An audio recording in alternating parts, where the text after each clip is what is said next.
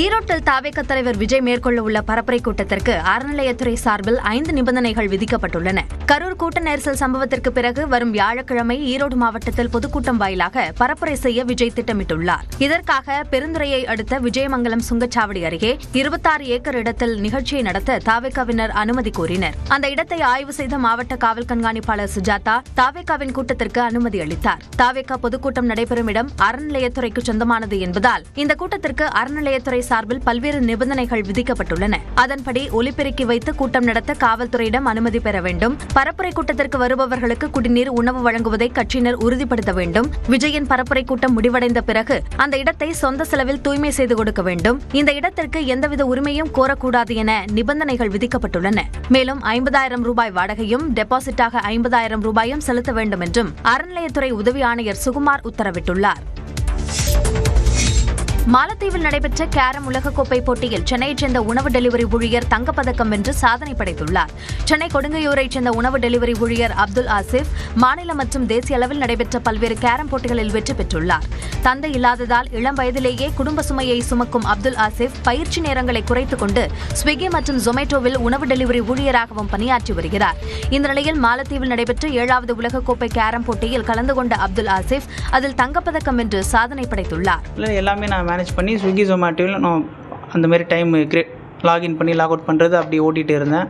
ப்ராக்டிஸும் பண்ணிகிட்டு இருந்தேன். அந்த மாதிரி போய் 15 வருஷமாக விளையாடி நான் ரொம்ப கஷ்டப்பட்டு இந்த வேர்ல்டு கப்பில் ஃபஸ்ட்டு என்னோடய இன்டர்நேஷ்னல் நேஷ்னல் வின் பண்ணியிருக்கேன். இன்டர்நேஷ்னல் ஃபஸ்ட் டைமு இதில் நான் கோல்டு மெடல் வின் பண்ணியிருக்கேன். ரொம்ப சந்தோஷமாக இருக்குது. மாலத்தீவு செல்ல தனக்கு உதவி செய்த முதலமைச்சர் மு க ஸ்டாலின், துணை முதலமைச்சர் உதயநிதி ஸ்டாலின் மற்றும் திருவொற்றியூர் சட்டமன்ற உறுப்பினர் KP சங்கர் ஆகியோருக்கு நன்றி தெரிவித்துக் கொள்வதாகவும் அப்துல் ஆசிப் கூறினார். தமிழ்நாடு சட்டமன்ற தேர்தலையொட்டி பாஜக பொறுப்பாளர்களாக பியூஷ் கோயல் உள்பட 3 மத்திய அமைச்சர்கள் நியமிக்கப்பட்டுள்ளனர். தமிழ்நாடு சட்டமன்ற தேர்தலுக்கு இன்னும் சில மாதங்களே உள்ள நிலையில் அதற்கான பணிகளில் மாநில மற்றும் தேசிய கட்சிகள் தீவிரம் காட்டி வருகின்றன. அந்த வகையில் தமிழ்நாடு சட்டமன்ற தேர்தல் பணிகளை விரைவுபடுத்தும் வகையில் பாரதிய ஜனதா கட்சி தமிழ்நாடு சட்டமன்ற தேர்தல் பொறுப்பாளர்களாக 3 மத்திய அமைச்சர்களை நியமித்துள்ளது. இதன்படி தேர்தல் பொறுப்பாளர்களாக மத்திய அமைச்சர் பியூஷ் கோயல் நியமிக்கப்பட்டுள்ளார். இணை பொறுப்பாளர்களாக மத்திய அமைச்சர்கள் அர்ஜுன் ராம் மேஹ்வால், முரளிதர் மோகல் ஆகியோர் நியமிக்கப்பட்டுள்ளனர். இந்த நியமனங்கள் உடனடியாக அமலுக்கு வருவதாக பாஜகவின் தேசிய பொதுச் செயலாளர் அருண் சிங் வெளியிட்டுள்ள அறிக்கையில் தெரிவிக்கப்பட்டுள்ளது. தமிழ்நாட்டில் பாஜகவை தேர்தலுக்கு தயார்படுத்துவதற்கும் தேர்தல் வியூகங்களை வகுப்பதற்கும் இந்த நியமனங்கள் முக்கிய நடவடிக்கையாக கருதப்படுகிறது. இதற்கு முன்னதாக பாஜகவின் தேர்தல் பொறுப்பாளர்களாக தேசிய துணைத் தலைவர் பைஜெயந்த் பாண்டாவும் இணை பொறுப்பாளராக முரளிதர் மோகலும் அறிவிக்கப்பட்டிருந்தனர். இந்நிலையில் பைஜெயந்த் பாண்டாவுக்கு பதிலாக பியூஷ் கோயல் நியமிக்கப்பட்டுள்ளார். 2019 மக்களவைத் தேர்தலின் போது பியூஷ் கோயல் தமிழ்நாட்டின் தேர்தல் பொறுப்பாளராக நியமிக்கப்பட்டிருந்தது குறிப்பிடத்தக்கது. காங்கிரஸ் கட்சி திமுகவுடன் புரிதலோடு பயணித்து வருவதாகவும் சில நேரங்களில் சூழ்நிலைக்கு ஏற்ப விட்டுக் கொடுப்பதும் கேட்டுப் பெறுவதும் கூட்டணிக்குள் நடக்கும் நிகழ்வுதான் என்றும் தமிழ்நாடு காங்கிரஸ் தலைவர் செல்வ பெருந்தகை தெரிவித்துள்ளார். டெல்லியில் தமிழ்நாட்டை சேர்ந்த காங்கிரஸ் நாடாளுமன்ற உறுப்பினர்களுடன் செல்வ பெருந்தகை ஆலோசனை மேற்கொண்டார். இதையடுத்து செய்தியாளர்களிடம் பேசிய அவர், தமிழ்நாட்டில் திமுக காங்கிரஸ் கூட்டணி வலுவாக உள்ளதாகவும் கடந்த சட்டமன்ற தேர்தலில் பெற்ற வாக்கு சதவிகிதத்தை விட அடுத்த ஆண்டு வாக்கு சதவிகிதம் உயரும் என்றும் நம்பிக்கை தெரிவித்தார்.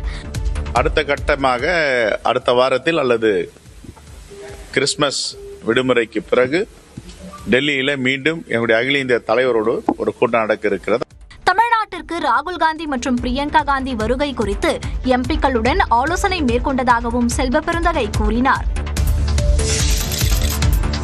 அமமுக இடம்பெறும் கூட்டணிதான் 2026 சட்டமன்ற தேர்தலில் வெற்றி பெறும் என அக்கட்சியின் பொதுச் செயலாளர் டிடிவி தினகரன் தெரிவித்துள்ளார். தஞ்சையில் செய்தியாளர்களை சந்தித்த அவர் 2026 சட்டமன்ற தேர்தல் கூட்டணி தொடர்பாக அரசியல் கட்சித் தலைவர்களுடன் தொடர்ந்து ஆலோசித்து வருவதால் இறுதி முடிவை இந்த மாதத்தில் அறிவிக்க முடியவில்லை என்றார். அம்மா மக்கள் முன்னேற்ற கழகத்தை தவிர்த்துவிட்டு எந்த ஒரு கூட்டணியும் ஆட்சி அமைக்க முடியாது. நாங்கள் இடம்பெற போகின்ற கூட்டணி தான் உறுதியாக வெற்றியடையும். அதுதான் இன்றைக்கு கள நிலவரம். முன்னாள் முதலமைச்சர் ஜெயலலிதாவின் தொண்டர்கள் ஒரே அணியில் இணைய வேண்டும் என்றுதான் தாம் கூறி வருவதாகவும் அவர்கள் ஒரே கட்சியில் இணைய வேண்டும் என கூறவில்லை என்றும் அவர் தெரிவித்தார். அம்மாவின் தொண்டர்கள் எல்லாம் ஒரு அணியில் இணையம் தான் சொல்றேன். ஒன்று ஒரே கட்சியா இணையணும்னு நான் என்றைக்கு சொன்னதில்லை. நீங்க அதை தவறா புரிஞ்சுக்கிறீங்களா இல்ல அதை என்கிட்ட கேட்கிறப்ப திரும்ப திரும்ப அப்படி கேட்டா நான் ஏதாவது என்ன தாண்டி பதில் வருமானு நினைக்கிறேங்க. அது திருப்பரங்குன்றம் விவகாரம் குறித்து பேசிய டிடிவி தினகரன், கடவுள் பெயராலும் மதம் ஜாதியின் பெயராலும் மக்களை பிரிக்கும் செயலில் யாரும் ஈடுபடக்கூடாது என்றார். இங்கே இருக்கக்கூடிய தமிழ் மக்களை ஏமாற்ற முடியாது. ஆன்மீக அரசியலை சொல்லியெல்லாம் இங்கே ஏமாற்ற முடியாது.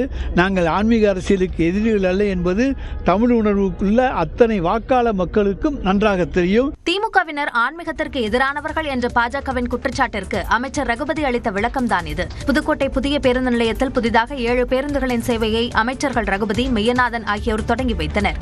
அப்போது செய்தியாளர்களிடம் பேசிய அமைச்சர் ரகுபதி, சட்டமன்ற தேர்தலை முன்னிட்டு அதிமுக விருப்ப மனு வாங்குவது குறித்த கேள்விக்கும் பதில் ஆள் இருக்கான்னு பாக்குறாங்க, ஆளை தேடி பிடிச்சிடணுமே அப்படிங்கிறதுக்காக வேண்டி அட்வான்ஸா யாரும் கட்சியை விட்டு போயிடக்கூடாதுங்கிறதுக்காக வேண்டி விருப்பம் மனு வாங்குறாங்க. அது தவிர வேற ஒன்றும் கிடையாது. அட்வான்ஸாவே விருப்பம் மனு வாங்குறதுக்கு இதுதான் அடிப்படை காரணம். காவிரி, வைகை, குண்டாறு இணைப்பு திட்டத்திற்காக நிலம் கையகப்படுத்துவதில் சிக்கல் இருப்பதாகவும் அமைச்சர் ரகுபதி தெரிவித்தார்.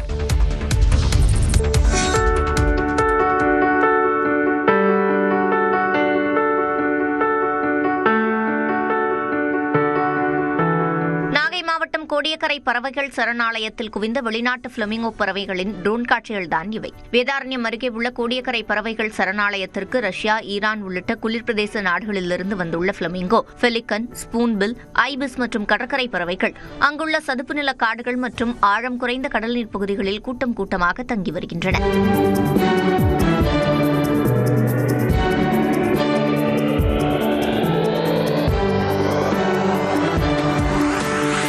கோடியக்கரையில் இயற்கையாக கிடைக்கும் சிறிய இறால்கள், நண்டுகள் மற்றும் பாசி வகைகள் போதிய உணவாக இருப்பதாலும் இனப்பெருக்கத்திற்கு பாதுகாப்பான இடமாக இருப்பதாலும் பறவைகள் இந்த பகுதியை தேர்வு செய்துள்ளன.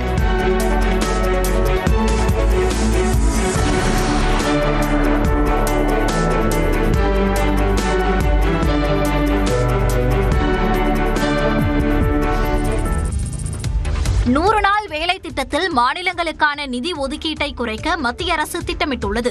கிராமப்புற வறுமையை ஒழிப்பதற்காக மகாத்மா காந்தி தேசிய ஊரக வேலை உறுதிச் சட்டத்தை மத்திய அரசு கடந்த 2005ஆம் ஆண்டு இயற்றியது. இந்த திட்டத்தின் கீழ் நீர் பாதுகாப்பு, நில மேம்பாடு, கிராமப்புற சாலை பணிகள், கால்நடை நீர் திட்டங்கள் போன்ற பணிகள் மேற்கொள்ளப்படுகின்றன. தற்போது மகாத்மா காந்தி தேசிய ஊரக வேலை உறுதி திட்டத்தின் பெயரை மாற்றுவதற்கான மசோதா இந்த குளிர்கால கூட்டத்தொடரில் அறிமுகப்படுத்தப்பட உள்ளது. பெயர் மாற்றத்துடன் இத்திட்டத்தில் சில முக்கிய சீர்திருத்தங்களும் முன்மொழியப்பட்டுள்ளன. அதில் வேலை திட்டத்தில் மாநிலங்களுக்கான நிதி ஒதுக்கீட்டை குறைக்க மத்திய அரசு திட்டமிட்டுள்ளது. அதாவது 90% நிதியை மத்திய அரசு வழங்கி வரும் சூழலில் 60% குறைக்க மத்திய அரசு முடிவு செய்துள்ளது. இதனால் நிதி பங்களிப்பு 10%லிருந்து 40% உயர்வதால் மாநில அரசுகளுக்கு கூடுதல் நிதி சுமை இருக்கும் என கூறப்படுகிறது. வறுமை அளவை காரணியாக வைக்கும் போது தமிழ்நாட்டுக்கான நிதி ஒதுக்கீடு மேலும் குறையும் அபாயம் உள்ளது. விவசாய அறுவடை காலத்தில் 60 நாட்களுக்கு ஊரக வேலை திட்டத்தில் பணிகளை ஒதுக்கக்கூடாது. மத்திய அரசின் வரைமுறைகளுக்கு உட்பட்டே மாநில அரசு பணிகளை மேற்கொள்ள வேண்டும். வாராந்திர அடிப்படையில் ஊதியம் போன்ற சீர்திருத்தங்கள் மேற்கொள்ள முன்மொழியப்பட்டுள்ளன. ஏற்கனவே வேலை நாட்களின் எண்ணிக்கையை 100லிருந்து 125 நாட்களாக உயர்த்த திட்டமிடப்பட்டுள்ள நிலையில் இந்த புதிய மசோதாவுக்கு நாடாளுமன்றம் ஒப்புதல் அளித்தவுடன் அமலுக்கு வரவுள்ளது.